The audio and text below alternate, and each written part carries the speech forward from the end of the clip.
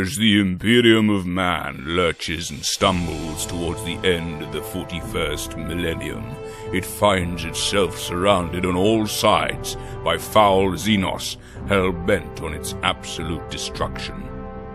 The arrogant Eldar, frenzied and savage orcs, ancient and undying Necrons, ambitious yet misguided Tau, and the ever-hungry swarm of incalculable terror that is the Tyrannid hive mind, to name but a few of mankind's ever-growing list of enemies. Yet even as mankind stands tall against this torrent, it must be vigilant against the hidden mutations and dark heresies from within. For the agents of the Dark Gods are many, varied, and insidious, and these will always be the greatest threat to this once proud empire. 1,000,000 worlds feel the Emperor's light, yet the only constant in this grim future is war, and the only certainty for the untold billions is death.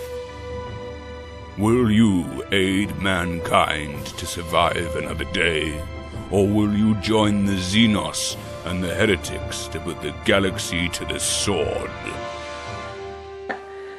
Hi guys, Aceface back with another video for you, and I have a very special batrep today. I have laid down the challenge to Commissar Warwick as his challenge the Commissar videos, and I'm going to do the very first one with him. Very much looking forward to it.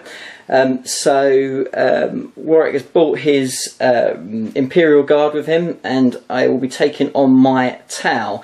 So we are playing on this familiar terrain that you've seen on other battle reports from me. We are playing Big Guns Never Tire with 5 objectives. This is the board, and we are playing Dawn of War old-fashioned style deployment. I will cut to a scene in the middle where you have a good check of how everything's laid out, but we'll have a quick scan over. We've got the 3 objectives over this side, quite close together, so it's going to be very hotly contested over here. Over the other side I have 1 objective, over that side of that wrecked building, and then 1 hidden behind the big terrain at the back there. So those are quite well hidden. So at the moment, as it stands, it is going to be Imperial Guard to deploy first and go first. We'll see whether maybe I decide to steal the initiative, or whether the Imperial Guard put me into first turn. We never know.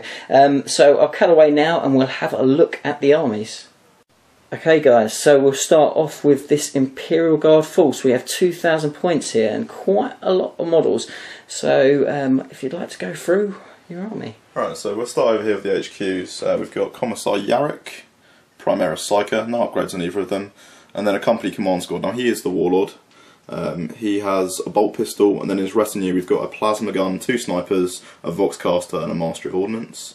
Now we kind of move down to the heavy support, a little bit out of sequence I know, but we've got a Lehman Ross with camo netting, a Basilisk with camo netting, and then a Demolisher with camo netting, las cannon and plasma sponsons. And then we've got elite section here, we've got 10 stormtroopers, a melter and a plasma in there. They are in this Chimera. And then we'll do the troops, which is the largest section of the army in terms of models. We've got a platoon command squad, we've got a grenade launcher, a bolt pistol and a Voxcaster in there. And then second platoon command squad, we've got a bolt pistol, 3 regular flamers and a heavy flamer. And I should add that they're going to be riding in this Vendetta. We'll do the Vendettas now, why not? We've got 2 Vendetta gunships, no upgrades.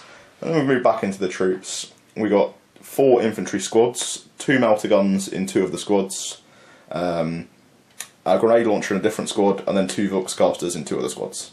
And then heavy weapon bases, 3 autocannons, 3 las cannons, and then we're very nearly done. Just in the fortification section, an Aegis defence line with a quad gun. And that is the entire army.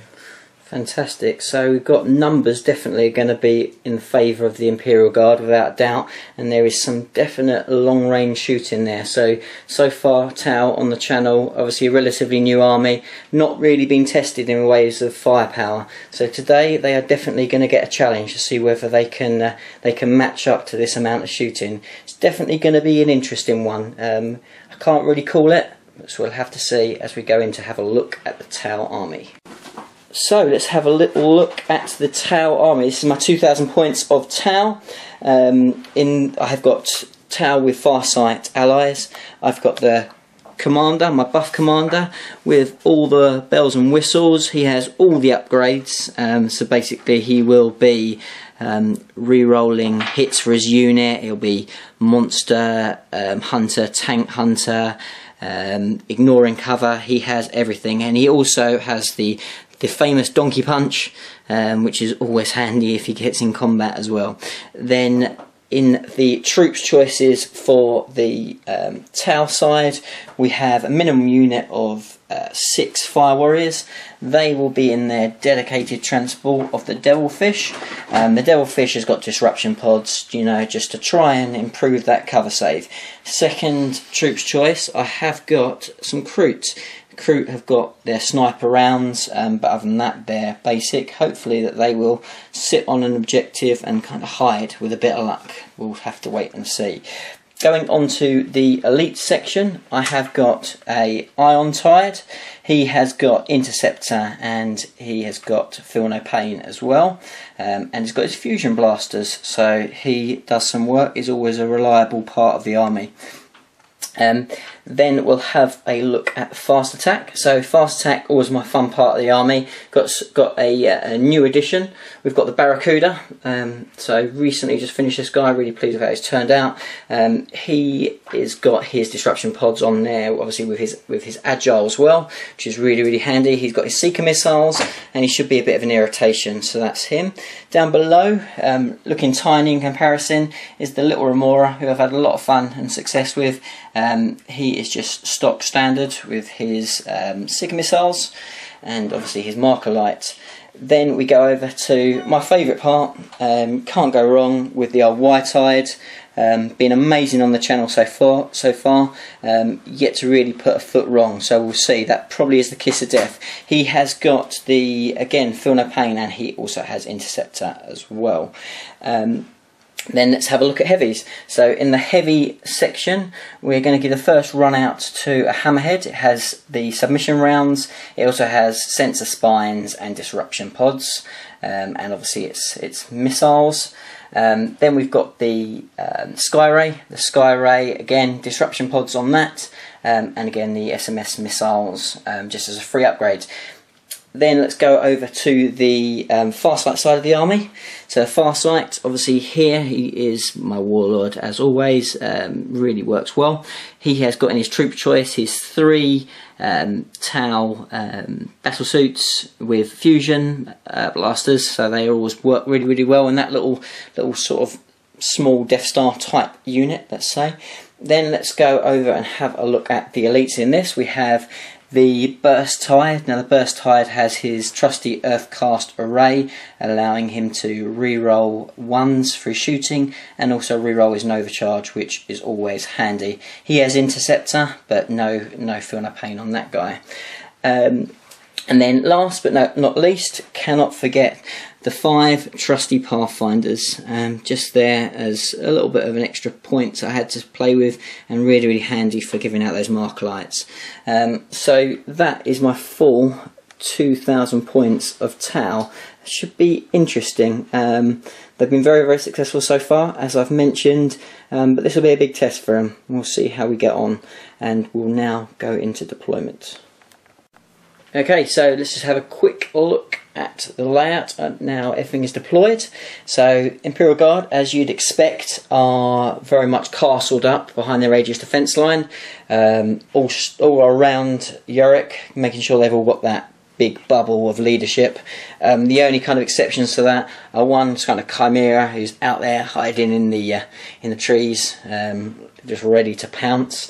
We've got the heavy weapon team all here in the ruins. But yeah, pretty much all there, just waiting to unleash hell on this Tau force. So just going around and have a look at where my Tau are deployed. A lot more sort of spread. We've got the devilfish down here, just hugging a bit of cover. It's probably not going to be a prime target anyway, but just giving it a bit of cover there. We've got the fire warriors sitting on the objective, well out of sight. We've got a Riptide covering himself pretty much, but very close to being able to jump out and cause grief. We've got the Pathfinders that are scattered forward just a little bit, just to get into that window sight, just to unleash their marker lights. We've got the Skyray sort of hidden pretty much. Again, you know, there's potentially some shots coming through, but this Tau force has done its best to try and grab some cover. We've got the offensive White-Eyed, who is quite far forward, always a bit of a risk taker is this guy, but he generally does well. We've got the crafty Kroot hiding in those ruins there, just outside of the Imperial Guard striking distance. So we've then got the other Riptide, the Burst Tide. He's the one that's pretty much in the most eyesight of this Imperial Guard force. But obviously being in ruins, that's hopefully going to help him. We have night fighting, which also might be of assistance. And then last but not least, we have this Hammerhead with a nice view down on those woods, but also with the manoeuvrability to change his target pretty quick. So it's going to be an interesting game, there's no doubt about that. As I said, it is night fighting, which will help me because of my night vision, the black sun filters. I have rolled to see if I could seize, but unfortunately I failed. I rolled a 1. So we will go into Imperial Guard turn 1. Okay, so bottom of turn 1 for the Imperial Guard. Actually, I think I got off lightly. In fact, I know I got off lightly. Really feared this first turn, but I really got through it well. So more or less everything unloaded on the White-Eyed, which may I say was the best thing to do, because this guy is about to kick ass. And I really did well with my saves. Normally he fails a bag load of 2-ups, passed every 2-up. And even when he had to make his invons, saved one of the 2 he had to make, so he only lost a wound out of pretty much all this Imperial Guard shooting. The only really other action that happened was some shots coming in on this Tide, but no damage done. So there was a ton of orders, loads of nasty shenanigans. We had prescience on and everything, so it literally, I thought it was going to be horrible, but actually I've managed to bypass that turn pretty successfully. Now let's see how much damage I can do as we go into Tau turn 1. Okay, so bottom of turn 1 for Tau, really strong turn. Really impressed with the Tau's ability to just really demonstrate some awesome shooting ability. So all of the Riptides Nova charged all successfully, which was fantastic because that doesn't always happen. The White-Eyed did what he's always going to do and jump straight across the battlefield into the most dangerous position he could possibly get to, and he jumped there. The marker lights came in, so the marker lights from the Pathfinders, marker lights up the tank that's now flaming wreck. And the marker lights from the Skyray went into the las cannon unit that were in that ruins there. So then shooting came in. So the White-Eyed, using the marker lights to ignore cover, used his ionic discharge cannon to destroy that Lehman Russ. He did that pretty well. Fortunately, he couldn't really use the flamer, which is always a bit of a disappointment because that's pretty devastating. So didn't use that, but then got rid of that, no problems whatsoever.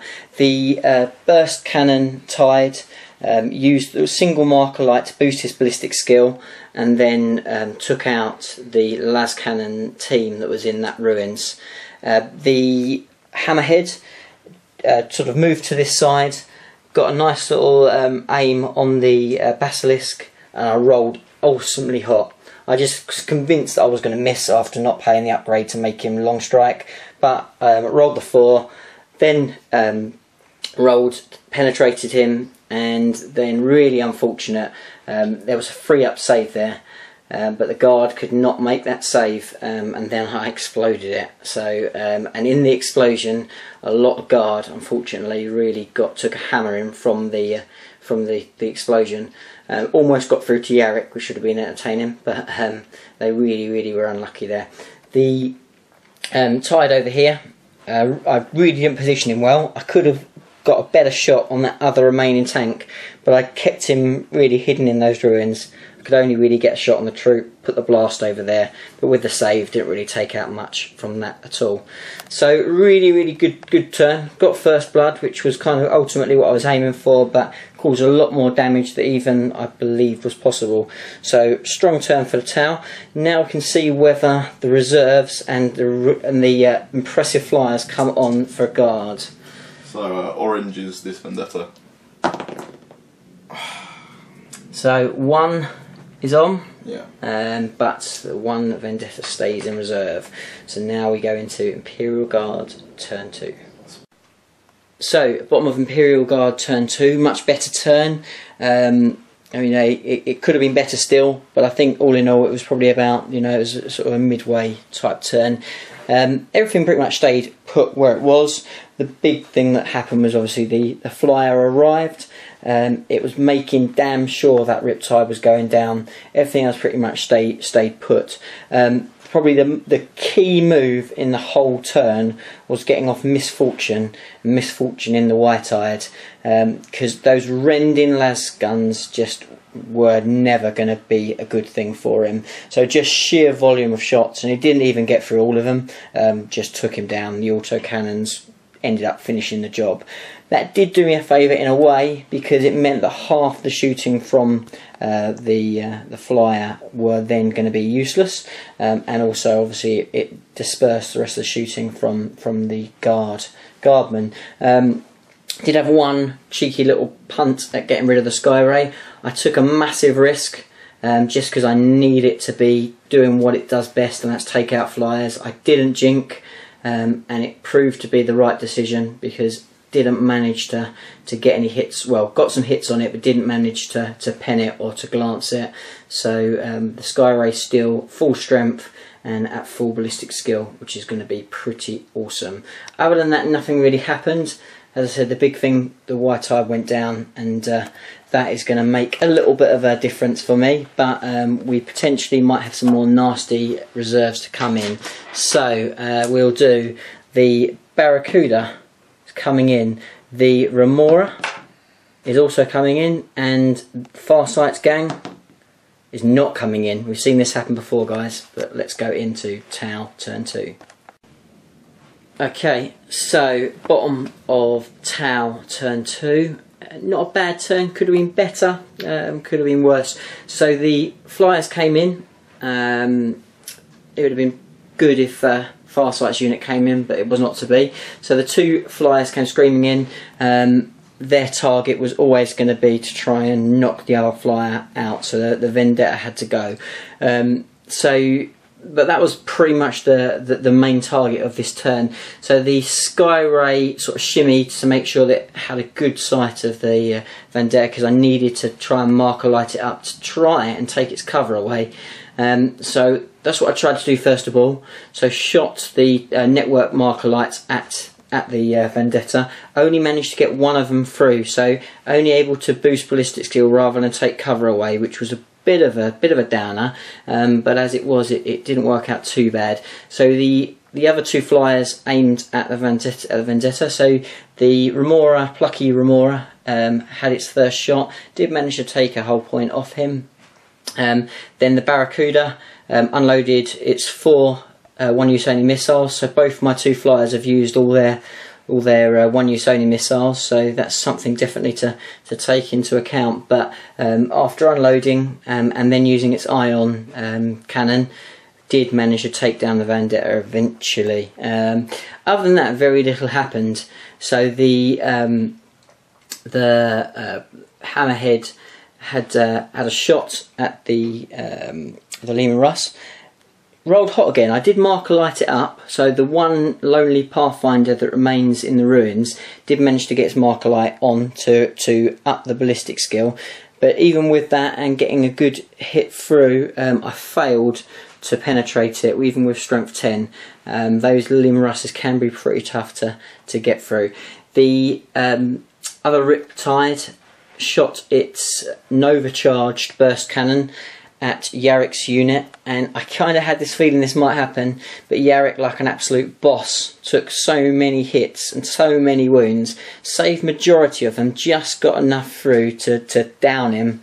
But what happens with Yarrick? He just got straight back up again, so he's back in the fight.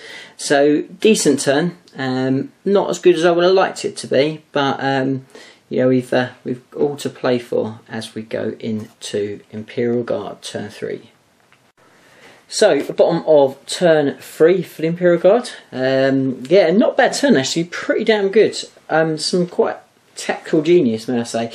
So basically the Vendetta came in, bypassed the 2 flyers, which were the obvious target, but realised actually where the danger was coming from, which was the Sky Ray that still had its full rack of missiles ready to go. So took these 2 out of the game, which was a good move as far as from an initial movement. Again, real good work went from the Primus Psyker. Misfortune, the Riptide, that was just too close. I don't know whether I was probably feeling a bit too confident with that. All I needed to do was keep him a bit back. He could have done the same amount of work, but that may have been a mistake. But anyway, he only rolled just 1, so he only had 2 dice. Rolled a double 6, did kill the Psyker, but the work was done. That Riptide was misfortuned, and then just sheer weight of shooting from the guard took him out. So that is another Riptide down.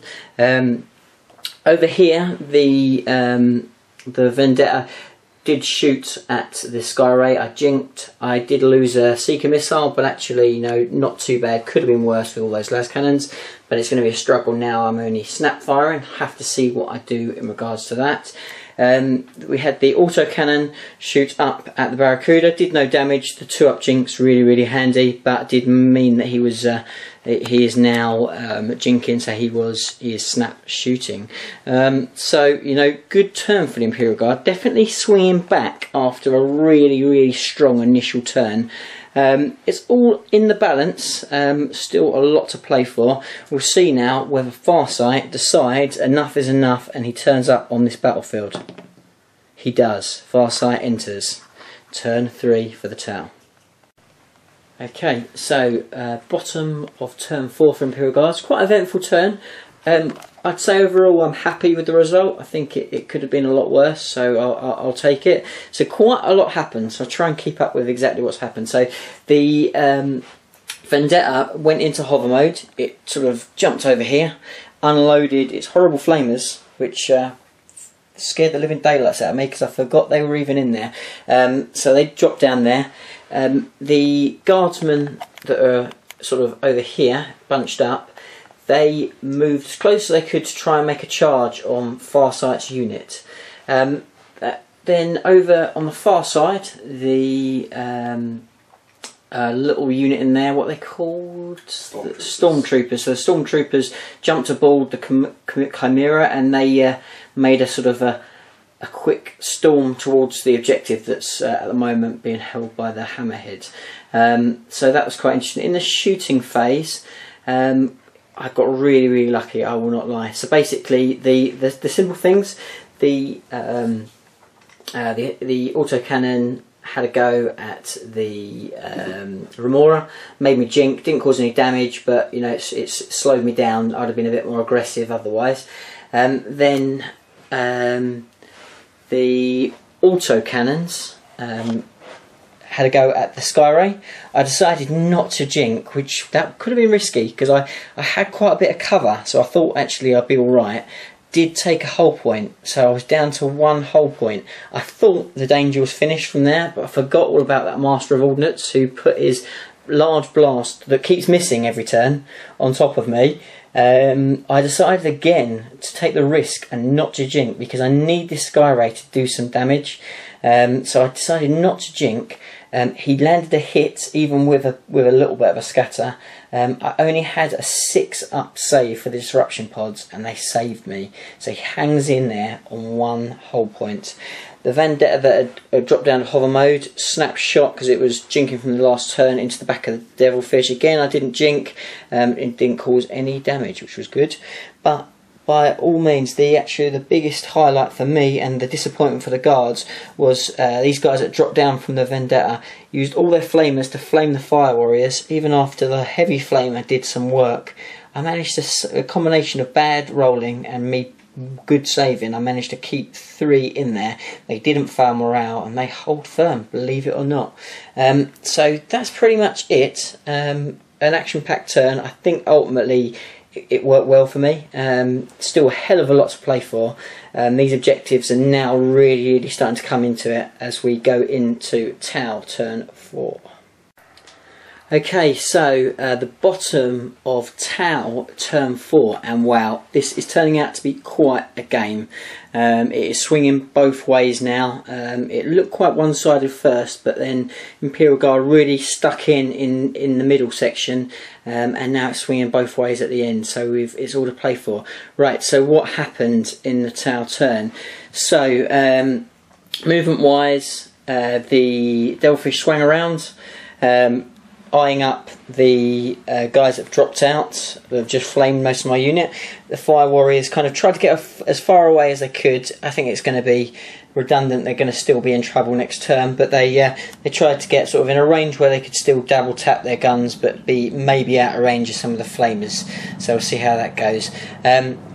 The Riptide came up, is now sort of bearing down on the objective and making sure he can sort of make more use of himself in the tail end of this game. The Flyer came in from ongoing, and then when he came in, he was intercepted. I didn't jink and just hung in there, just due to his additional saves that he gets. Just managed to scrape through. He did lose one of his weapons. He's only on 1 hull point left, so he could go down this turn, but we'll have to wait and see. The lucky Sky Ray swung round to try and put his marker lights into use, and then the Hammerhead just carried to hang on there and try and make a bead for this Chimera that's making an aggressive approach. So in the shooting phase, quite a lot happened. So the Hammerhead that tried to take out the Chimera, and just due to the cover, failed to get that through. So it started really hot. It's starting to struggle a little bit now, and it could be in trouble now. That Chimera is packing some good heat in there. The Sky Ray marker lighted up the unit of auto guns, and then the large blast from here took out a large section of the auto cannons, but they're still clinging on the objective and they held firm. This guy here, I can't even remember what he did now. This guy did. Those guys went to ground. Yeah, that's so. This guy he fired his normal strength 8 at the Yorick's unit. They went to ground, so they got a really good cover save. So they didn't really die, but they're still hanging around, which is a pain.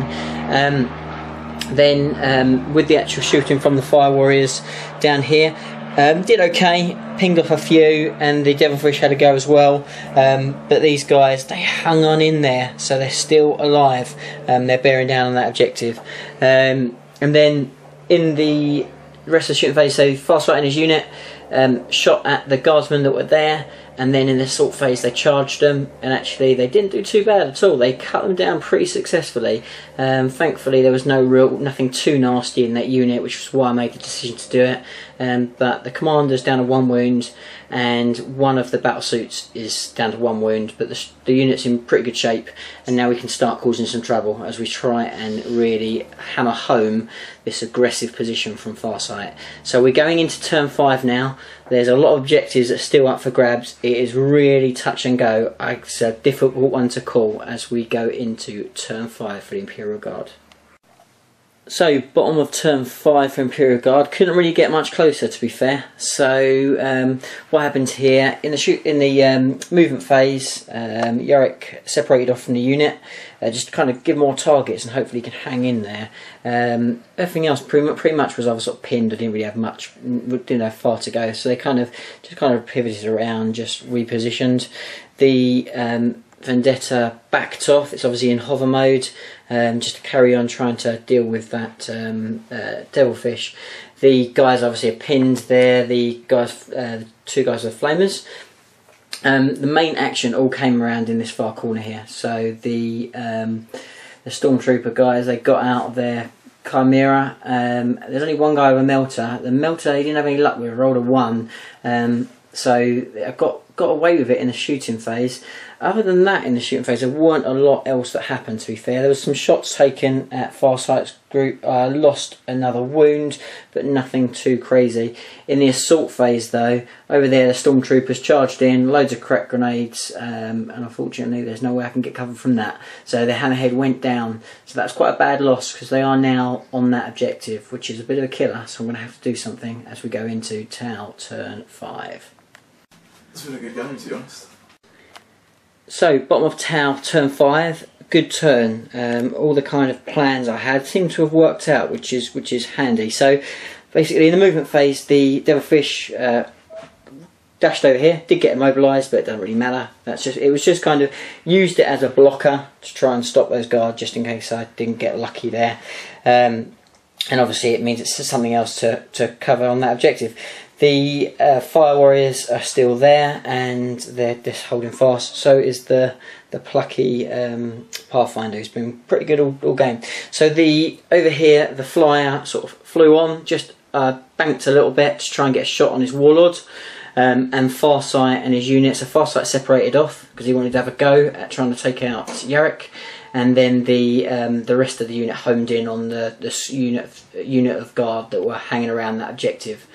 Over here, the Remora banked round and shot up this way to try and avenge the hammerhead that went down, as well as the sky ray that also turned round to see whether we could cause some damage.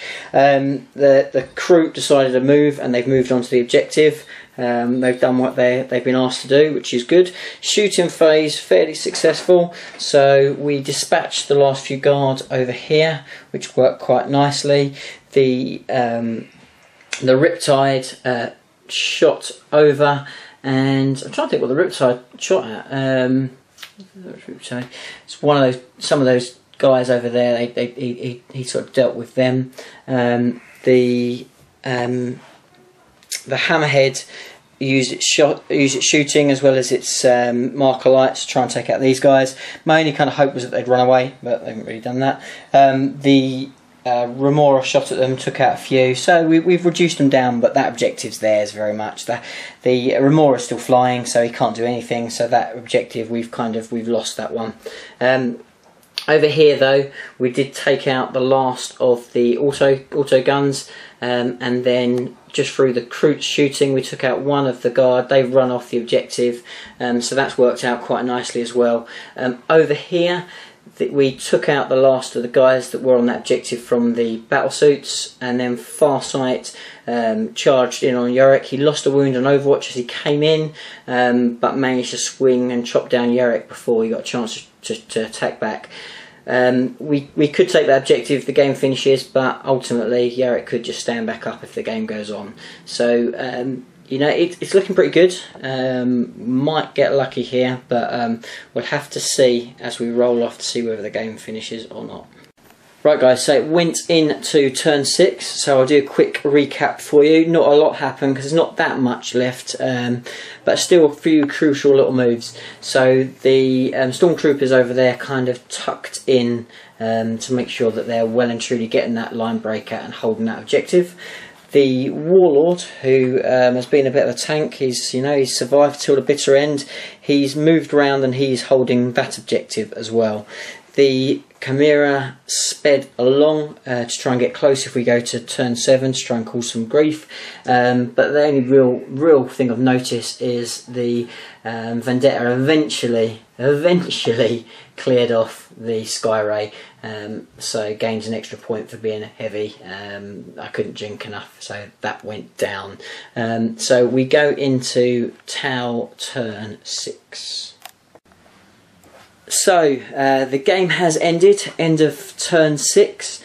It is a victory for the Tau. In the last sort of turn, not a lot happened, but we just made the sort of step up and blasted the Warlord off that objective, gaining Slay the Warlord and freeing up that objective. So that's all that really happened in that turn. The end victory points were... what were they? 15 to 6. So 15 to 6 to the Tau. So looked quite one-sided on the score sheet, but actually the middle part of the game you really couldn't call it. It was that close. So absolutely epic game. The Imperial Guard definitely gave as good as they got. They really did dig in and gave me a good run for the money. So the Tau go forward on the channel, still unbeaten, still putting down some serious hurt. I would like to mention before we finish this video, just really big thanks to Commissar Warwick for coming down, taking the trip up to play at my home ground, so to speak. It's been a real pleasure. Thoroughly enjoyable game, and definitely hop over and check out this battle report on his channel. It will be a lot more in depth than mine. Great channel. While you're there, chuck a thumbs up and make sure he gets a sub, because he's a great guy with a fantastic channel. But for now, that is the end of this video. Thanks a lot for watching, guys, and I will see you in the next one. Bye for now.